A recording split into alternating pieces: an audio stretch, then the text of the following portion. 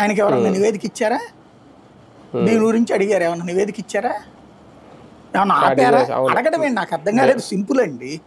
అడిగేది ఏంది? లూలు అనేవాడు వచ్చి చేసేది ఏంది? ఆయన అడిగింది ఏంది?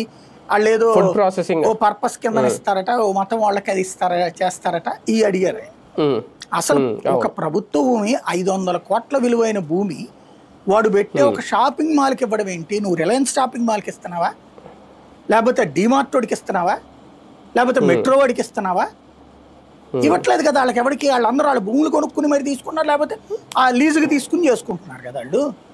మరి వీడికి ఎందుకు ఇస్తున్నావు నువ్వు లూలు వాడికి? వీళ్ళందరిలో లేదు వాడి దగ్గర ఉన్నది ఏంటి?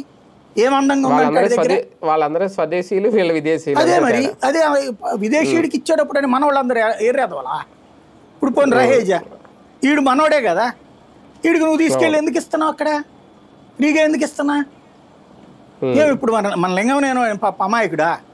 అపర్ణ వాళ్ళు చేతకాని వాళ్ళ? లేకపోతే ఆయన పేరేంది జైబేరి అసమర్థులా? ఏం వాళ్ళు గట్టగలరు కదా? వాళ్ళకి అప్పు చెప్పు, ప్రభుత్వం తరపు నీకు 30 ఎకరాలు ఇస్తున్నానా, నువ్వు గట్టిచ్చి అద్దెలకి ఇచ్చుకో, నువ్వు 50 రూపాయలు తీసుకో, నాకు 50 రూపాయలకి ఈ ప్రభుత్వానికి అని చెప్పు.